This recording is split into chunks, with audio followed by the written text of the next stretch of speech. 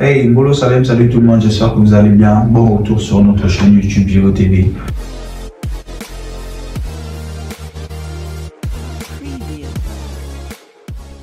Vous allez m'excuser pour la simplicité de la vidéo, j'avais vraiment pas prévu de publier aujourd'hui, mais vu la nécessité de le faire, j'ai jugé bon de vite tourner et puis de vous la publier aujourd'hui. Voilà, donc si jamais vous êtes intéressé par la Tunisie et que vous souhaitez venir ici, si jamais vous êtes même, comment dire, vous avez déjà entamé les procédures et vous arriverez bientôt en Tunisie, ou même si vous êtes déjà étudiant en Tunisie, mais que vous êtes en déplacement, en voyage au pays par exemple, et que vous souhaitez revenir en Tunisie, cette vidéo est pour vous. Restez jusqu'à la fin parce que ce que je vais vous dire, c'est très important. Alors ça, c'est toi. Tu es content parce que tu viens d'obtenir ton diplôme, sauf que tu ne sais toujours pas où poursuivre. Et là, tu penses à venir poursuivre en Tunisie, mais faute d'informations, tu ne sais toujours pas comment t'y prendre. Et là, un ami te parle de la chaîne Géo TV, tu y vas et tu t'abonnes, tu regardes la dernière vidéo, et là, tu réussis à conclure avec une université et te voilà en route pour la Tunisie. Et là, vous venez en Tunisie pour poursuivre votre cursus. Ce qu'il faut savoir, c'est qu'il y a certains pays qui ont besoin de visa pour venir en Tunisie et d'autres non. Je prends par exemple le cas du Gabon et de la RCA récemment qui a eu le droit de venir ici en Tunisie sans visa. Voilà, ce sont des conventions entre pays. Donc, si tu es dans le premier cas, il te faut impérativement avoir ton visa avant de venir en Tunisie. Maintenant, si tu es dans le cas des pays qui n'ont pas besoin de visa, en 2019, je me rappelle lorsque je suis arrivé ici, on n'avait même pas besoin de faire quoi que ce soit. On avait juste besoin, bon, limite d'une préinscription d'une université sur place, c'est-à-dire la raison de ta venue en Tunisie. Ça, c'est si tu viens pour les études. Mais bon, entre 2019 et maintenant, on assiste à l'expansion du phénomène de migration irrégulière, ce qui fait que le contrôle au niveau de l'aéroport s'est vu, comment dire, renforcé. Je m'explique. De par sa position stratégique, la Tunisie est un pays de choix pour les personnes qui viennent ici pour migrer irrégulièrement vers l'Europe, notamment vers l'Italie. Voilà, et surtout dans les zones par exemple comme Sfax, là où bon, il y a beaucoup de personnes qui prennent des bateaux pour aller en Italie de façon irrégulière. Et c'est pourquoi au niveau de l'aéroport, ils ont vraiment renforcé les contrôles et une préinscription dès lors, à l'heure où je vous parle, je trouve que c'est pas assez suffisant.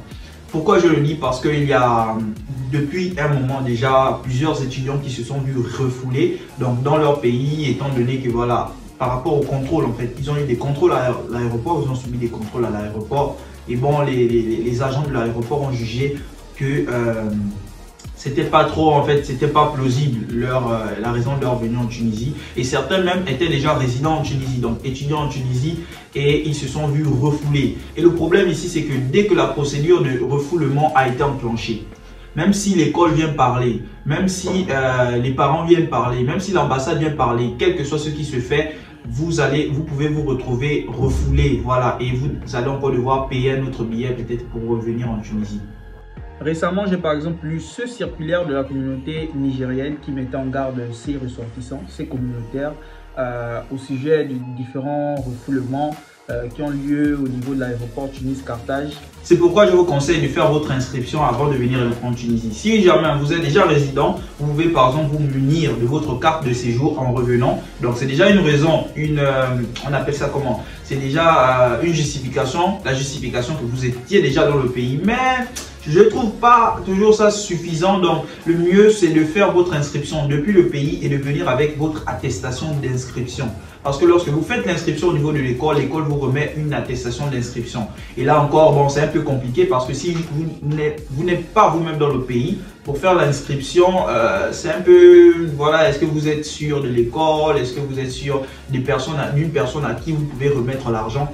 Donc, au lieu de remettre peut-être l'argent à quelqu'un qui n'est pas forcément sûr, vous pouvez par exemple contacter directement l'école et faire un virement bancaire payé par, voilà, par un compte bancaire, ou bien bon, si vous avez une personne comment dire, une personne sûre à votre goût qui peut recevoir votre argent et faire votre inscription, eh bien envoyez-lui l'argent. J'espère qu'il ne va pas jouer aux bêtes avec, mais bon. Bon, maintenant à cette étape, vous êtes déjà arrivé en Tunisie. Vous êtes en Tunisie, vous êtes à l'aéroport de Tunis-Carthage. Bon, on est arrivé en Tunisie, comme on dit ici, Marhababik, comme si vous êtes nombreux, Marhababik si vous êtes tout seul. Maintenant, les taxis qui sont devant l'aéroport là, des fois ce sont des taxis, des fois ce sont des bus. Ah, allez pas prendre. Si vous prenez ces taxis là, je vous le dis, vous allez le regretter parce qu'ils coûtent très très cher. Ils vont d'abord vous faire balader dans tout Tunis avant de vous déposer à votre destination, ce qui va vous coûter trop cher.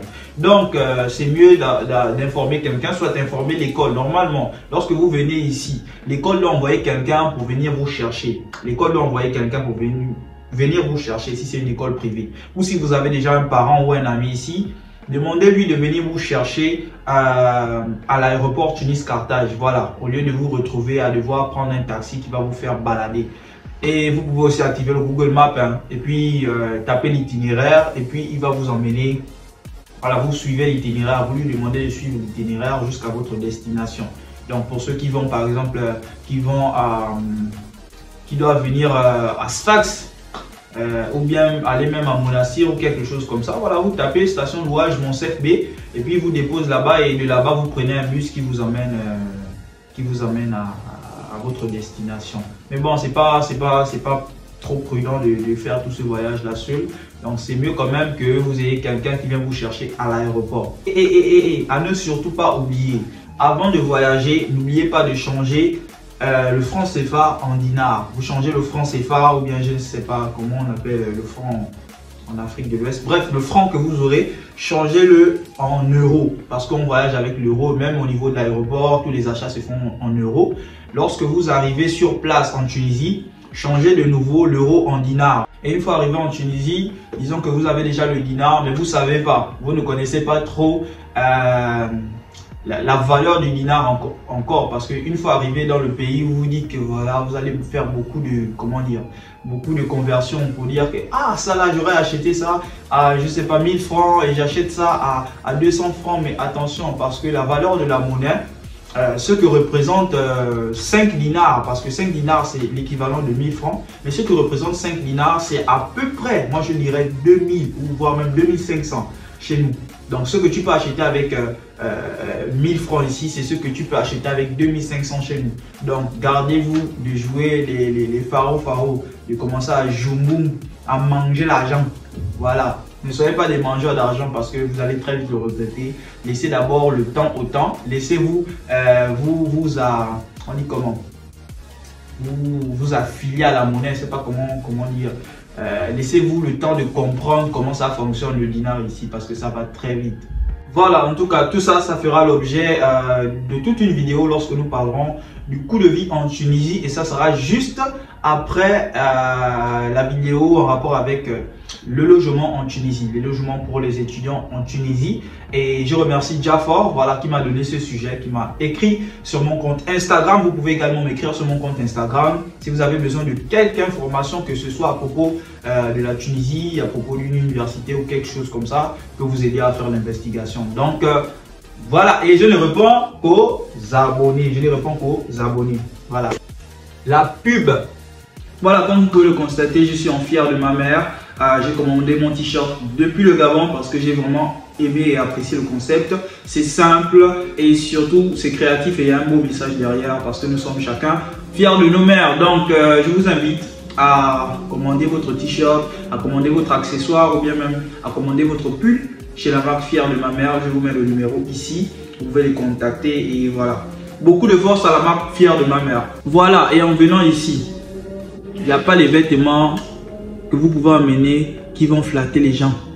N'hésitez pas à remplir vos sacs de manioc, de coq, le nkumu, la pâte d'arachide, tout ce que vous voulez parce que ici, le blé va vous dégoûter. Donc vous pouvez emmener les produits locaux là-bas, voilà, un peu de nourriture et puis partager aussi au classique, hein, on ne sait jamais.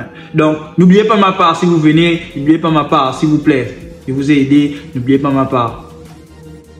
Je rigole. Non, je ne rigole pas, sérieusement.